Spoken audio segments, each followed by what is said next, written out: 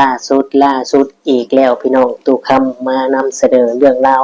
ที่เฮาติดตามกันอยู่และเรื่องราวที่หลายคนสงสัยว่ามันเป็นจริงบ่จะจับได้บ่อีหยังประมาณนั้นน้องๆเนาะนั่นก็คือบ่าวน้อยปากเซพี่น้องเนาะ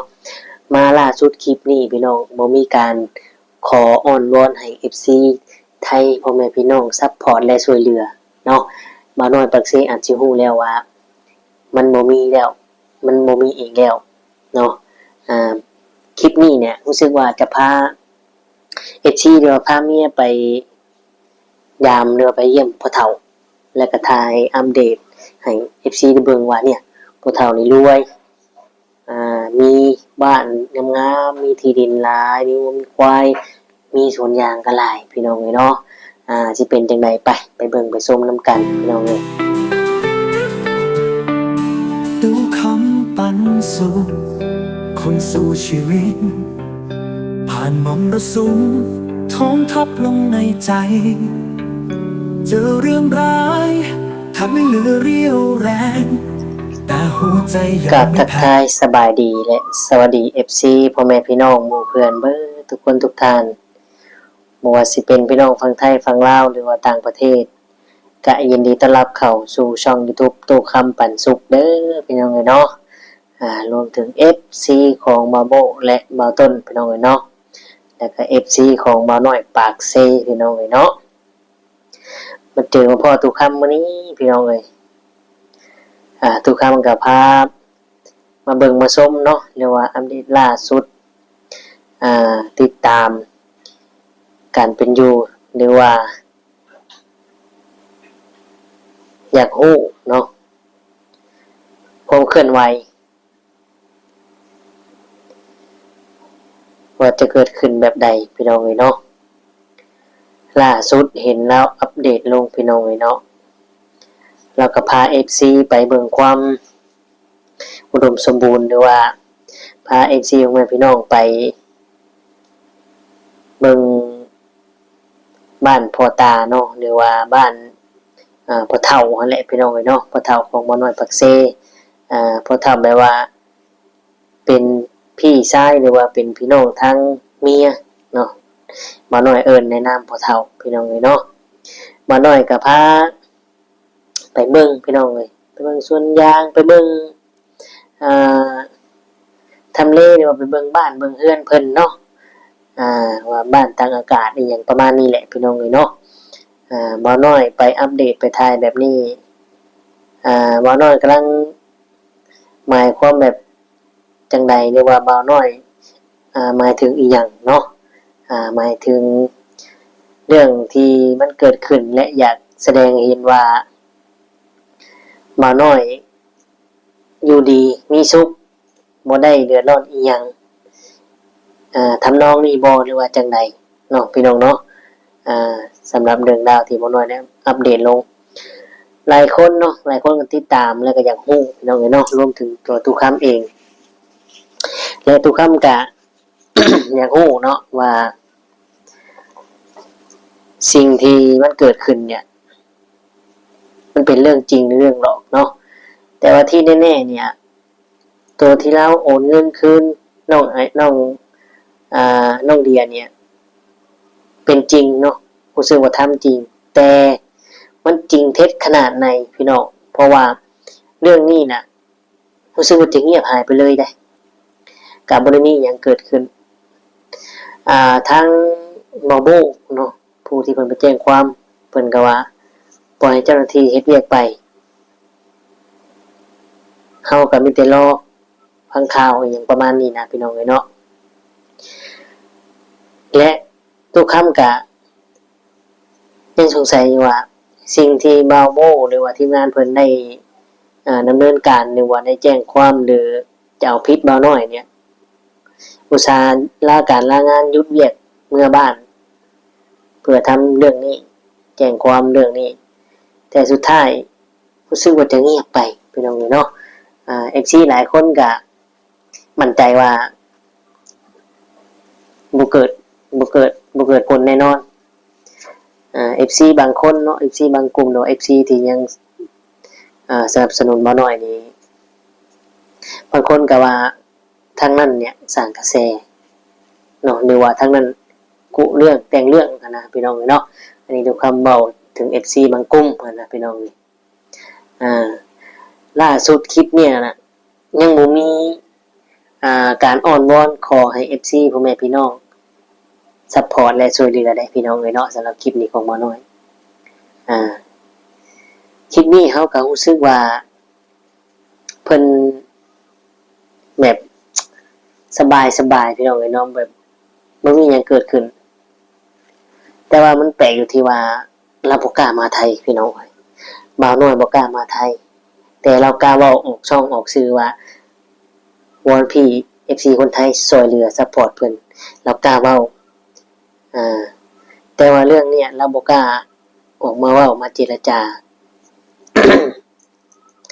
อีหยังทั้งนั้นเลยเนาะทั้งที่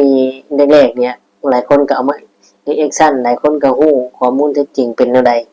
เราเป็นแบบเฉยๆนะพี่น้องแต่ว่าตู้ค่ำเนี่ยจะอัปเดตลงให้ FC ได้เบิ่งได้ชมเนาะแล้วก็ติดตามเรื่องราวเนาะเพราะว่าเป็นหยังคือติดตามตู้ค่ำก็อยากฮู้คือ FC แล้วก็อยากให้มันจบด้วยดีแล้วก็อยากให้มันเป็นตัวอย่างของสังคมว่าแบบนี้มันผิดแบบนี้มันบ่ถูกควรพิจารณาใหม่เนาะเนี่ยทุกคำอยากให้มีตัวอย่างแล้วก็เห็นตำรวจเหตุการณ์เหตุงานแล้วก็ให้มันเป็นบทเรียนของเราแล้วก็ให้คนอื่นหรือว่าที่กำลังลงผิดกำลังจะทำแบบนี้ได้เก่งกลัวต่อกฎหมายเนาะบางคนบางท่านเห็นบ่มีตัวอย่างขึ้นมาแบบนี้แล้วเฮ็ดหยังบ่ได้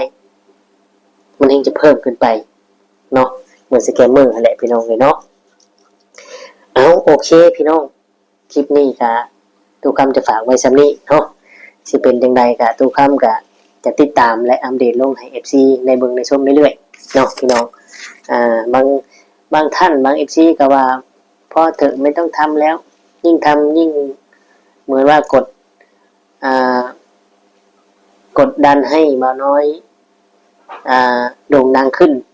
อะไรประมาณนี้นะพี่น้องเนาะแต่ว่าทุกคนน่ะฮู้หมดแล้วฮู้กันหมดแล้วเนาะฮู้กันหมดแล้วว่าเป็นจังใดนะพี่น้องเนาะ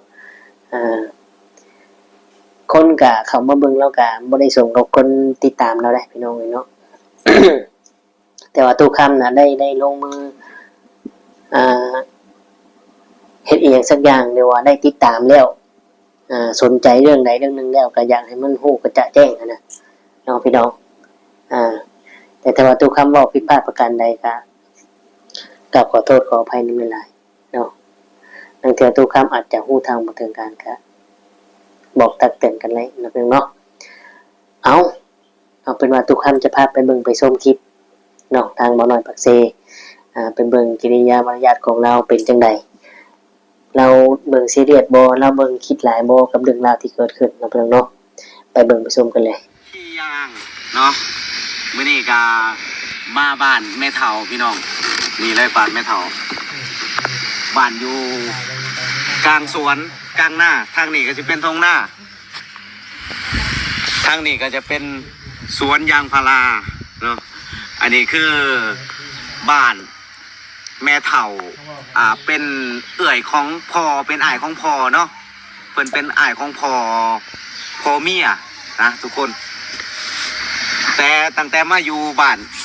ตั้งแต่เกิดว่าไงซะตั้งแต่เกิดเพิ่งเคยเห็นครั้งแรกบ้านตากอากาศ บ้านอยู่ทงหน้าบ้านอยู่กลางหน้าเพิ่งเคยเห็นครั้งแรกนะอยู่ลาวนะบ่เคยเห็นจักเทื่อเบิ่งตอนแรกคิดว่าอยู่ประเทศไทยเด้นี่เพื่อนมันนี่งามพูดไม่เท่าเพิ่นกำลังสิไปหาเก็บมันเก็บผักนี่คักอีหลีพี่น้องเพิ่นซื้อรถมาไว้ขี่เก็บยางเอารถไปบ่ไม่เท่าจะเอารถไปนำบ่ไปเลยก็จะไปก็ไปบ่คิดว่าสิเก็บต้นอย่างง่ายอยู่ตอนนี้ไปเก็บไปเลยก็เอามันไปเก็บมันเก็บต้นนี่คือเจ้าของเพื่อน เป็นเจ้าของเพื่อนนะมื้อนี้มาทายเพื่อนเพิ่นงามหลาย เอาคนเขาเป็นเจ้าของ ฮะเป็นเจ้าของเพื่อนเนี่ยนี่อยู่แบบพ่อเพียงอยู่ดิพี่น้องเพิ่นอยู่แบบพ่อเพียงอยู่ดิทางอ้อมข้างนี่ปลูกมันปลูกยางพาราเนาะเดี๋ยวเฮาสิไปทั่วยางพาราเพิ่นจักปีแล้วไปเขาสวนยาง อันนี้3 ปี คิด3 ปีแล้วบ่ เอาตัวนี้วะ แม่น ตัวใหญ่นี่คิดท็อป10 ปีแล้วปะ 10 ปีแล้วเนาะโอ้ ตัวใหญ่คิด10 ปีแล้ว ไปเฮาสิไปเบิ่งสวนยางพาราเพิ่นพี่น้องไป เอาไปแล้วแม่ฟังกันง่ายรถไป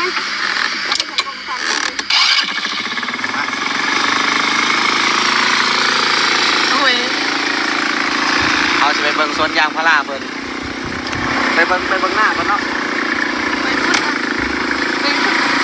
ไปเบิ่งหน้าก่อนไปเบิ่งทงหน้าเพิ่น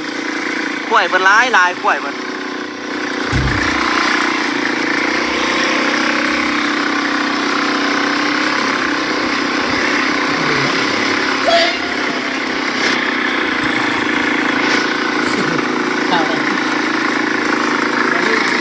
เบื้องเพิ่นไว้ให้กล้วยกินเลย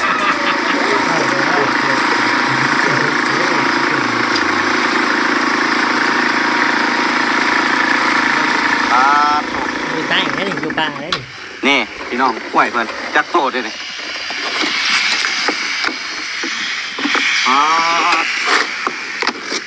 โดนเราบ่เห็นกล้วย1 2 3 4 5 6 7 8โตโอ้คักอีหลีงัวเพิ่นก็มีพุ่นแม่นงัวเพิ่นบ่พุ่นงัวเพิ่นโอ้อยู่แบบพอเพียงอีหลีแม่เฒ่านี่คักอีหลีพี่น้องเอ้ยบรรยากาศแบบนี้หาไสบ่ได้แล้ว เห็นบ่เพื่อนเพิ่นพี่น้องคุณอันนั้นรถเบาหน่อยเนาะจอดข้างๆเพื่อนน่ะงามไม่ดีเพื่อนน่ะงบเท่าไหร่กันนะผมว่างบ500,000 บาทนะ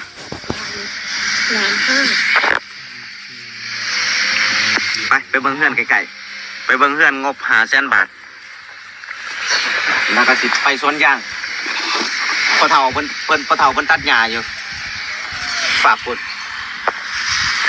อันนี้คือสวนยางเพิ่นได้นี่พี่น้องสวนยางเพิ่นเบิดเลยนะ ใต้ดีเนาะ มีเถียงหน้าเพิ่นมาเบิ่งเถียงหน้าเพิ่นนี่ มันมาอยู่ ตอนเพิ่นบ่ทันเฮ็ดเฮือนเนาะตอนเพิ่นบ่ทันเฮ็ดเฮือนเพิ่นก็อยู่เถียงหน้านี่แหละพี่น้องเพิ่นอาศัยเถียงหน้าเถียงนี่แหละเฮ็ดสร้างจนได้เฮือนหลังใหญ่ เขาไป ป ดู ลูกยางปลูก เขาอยู่ ทุเรียน เบื่อบ่ มีสวนทุเรียนนะอยู่ใน เนาะ สวนทุเรียนเพิ่นโอ้หลายเด้ เขา อยู่ ไป ใน กินอากาศดี บ่ได้พาไปทั่วสวนทุเรียนเนาะ มีแต่คนอยู่บุรี ปลูก ดี ยางปลูกทุเรียนปลูกมันเอาคือสิเมื่อล่ะ อยู่กันโดนโอ้ยเบื่อเลยว่ะ มันก็เลย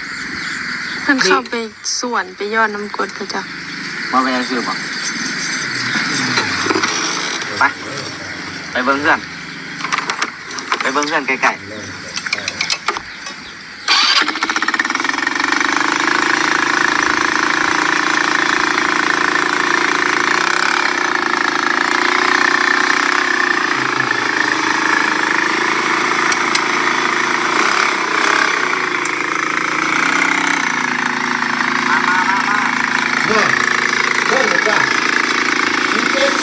พาไปเบิ่งเพื่อนราคา500,000 บาทอยู่กลางทุ่งนาเพิ่นเอิ้นเถียงหน้าเด้เพิ่นเอิ้น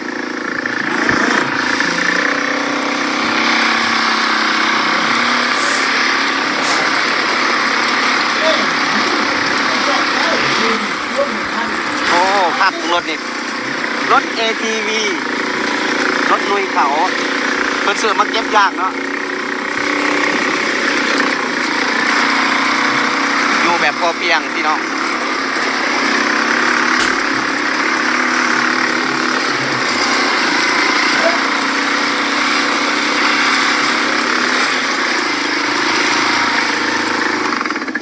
นี่เพื่อนเพิ่นมาเบิ่งนี่อยู่แบบพอเพียงอีหลีโต อยู่กลางทุ่งนาเลยทางนี้ก็จะเป็นสวนยางพาราทางนี้ก็จะเป็นสวนยางพาราอันนี้ยางพาราอายุ10 ปียางพาราอายุ10 ปี อันนี้ยางพาราอายุ3 ปีเพิ่นปลูกใหม่ปีเกือนเพิ่นงบ500,000 บาทโอ้ขักเลยดิมาเบิ่งเพิ่นใส่ไฟฟ้าอะไรเลยไฟฟ้าที่เพิ่นใส่นี่บ่ได้อันนั้นเอาไฟอิหยังก็เอิ้นไฟ โซลาร์เซลล์ ลัดวงจรนะเพิ่นใส่ไฟโซลาร์เซลล์มึงใช้โซลาร์เซลล์เพิ่นแม่นบ่ใส่โซลาร์เซลล์เพิ่นอู้น้ำประปาเพิ่นเปิดได้บ่ดิ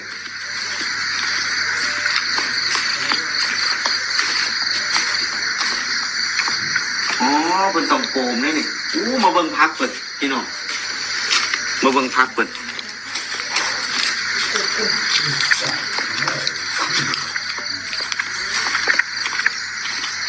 ว้าวจบอยู่กับพ่อเพียงเลยปลูกเบิดทุกอย่างปลูกพักเองปลูกทุเรียนนี่เด้เบียร์ทุเรียนเพิ่นกาเบียร์ทุเรียน เป็นยังไงพี่น้องหลังจากที่ในเบิ่งในส้มเนาะตัดผ่านมากะยังอยู่กับตุกคำคือเก่ามาเป็นเนาะสำหรับหมอน้อยปากเซเป็นจังได FC ผมให้พี่น้องลองคอมเมนต์กันเข้ามาเบิ่งดูกับการที่หมอน้อยเพิ่นมีคดีมีเรื่องมีราวในโลกโซเชียลเนี่ยปัจจุบันนี้เราก็